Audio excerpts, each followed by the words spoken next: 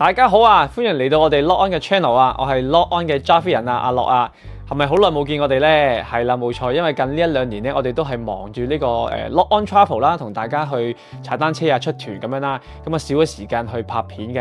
咁但係咧今年咧，我哋希望咧可以抽多啲時間啦，咁啊拍翻片咧就介紹多啲新嘅單車嘅資訊啦，俾大家嘅。好啦，咁大家見到我面前咧有咁多嘅功率計啦，都可以估到我哋今日嘅題目咧，就想同大家講下咩係功率計嘅。咁咧功率計咧面世咧都應該有10年嘅時間啦。咁由以前咧2-3萬蚊一 set 嘅 power meter， 到依家咧1000幾蚊就已經係有一 set 嘅 power meter 啦。咁究竟最流行嘅有咩制式咧？依家？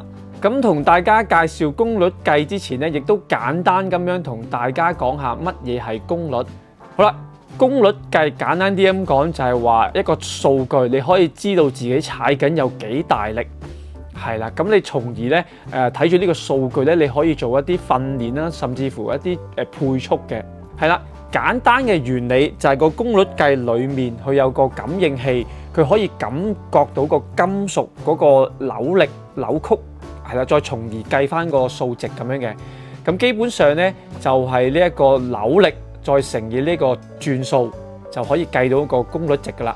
如果大家想更深入咁樣了解呢個功率嘅話咧，咁可以 Google 或者係 YouTube 上面都有好多嘅資訊，大家可以自己揾下嘅。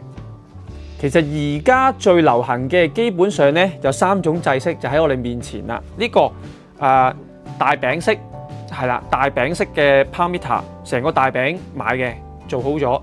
咁啊，另外仲有呢啲啦，而家最流行嘅盤爪式啦，係一個盤爪再加個碳纖嘅髀，係啦。咁啊，另外仲有呢一個腳踏式，一個腳踏已經係做咗喺度噶啦，就咁直接裝就得噶啦。好，市面上咧以呢個 Shimano 啦或者係 Rota 啦就有出呢個曲柄式嘅功率計嘅。咁但係而家咧好多國內嘅牌子咧亦都有出呢個功率計啦。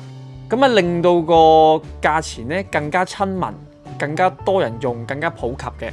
好，再嚟啦就係呢一個腳踏式嘅功率計。咁我而家手頭上呢個咧有一個係 Ferrari 嘅雙邊嘅功率計。市面上除咗 Ferrari 有出之外，仲有呢個Garmin啦、Look 啦、Wahoo 啦，都係有出呢個腳踏式嘅功率計嘅。咁腳踏式有個好處係咩啊？方便，非常之方便。只要你喺架車度將你舊個腳踏拆咗落嚟，再裝呢一對腳踏上去，咁就完成安裝噶啦。甚至乎如果你係有2架或者3架嘅車嘅話，你只需要一個嘢腳踏拆嚟，左拆右拆，咁就可以係咁多架車一齊用。好，咁以往咧都係一啲大牌子咧有出呢個腳踏式嘅功率計嘅，咁但係而家咧國內咧亦都開始有其他嘅牌子咧有出呢個腳踏式嘅功率計啦。好，最後咧就係同大家介紹呢個盤爪式嘅功率計啦。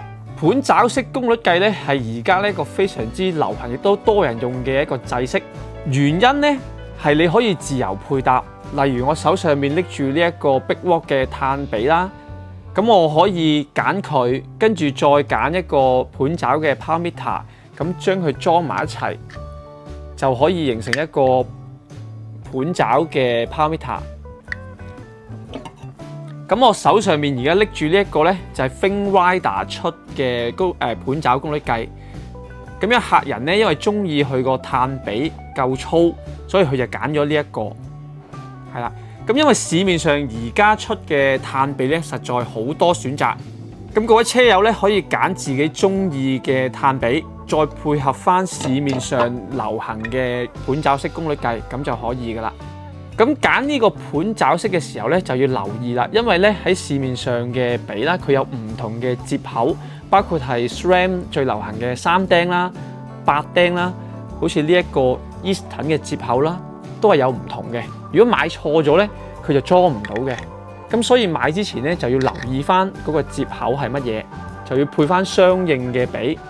同埋咧呢個髀嘅選擇咧，軸心嘅選擇咧，亦都有分24啦、29同埋30嘅。咁買之前亦都要留意翻啦，揀翻自己車架用嘅制式。咁我而家手頭上呢個咧就係 Fin Rider， 我哋即將咧就要幫客人咧去安裝嘅呢個功率計啦。如果你都想知道你自己裝唔裝到嘅話，你可以問你一啲專業嘅單車鋪啦。咁啊，歡迎問我哋 Lock On， 咁我哋會話翻俾你聽，你嘅車究竟係裝唔裝到，同埋用邊一隻制式嘅。好啦，咁介紹過現今最流行嘅3種制式啦，冇話邊一隻係絕對優勝，亦都冇話邊一隻係絕對嘅唔好嘅。咁只有最適合你自己嘅選擇。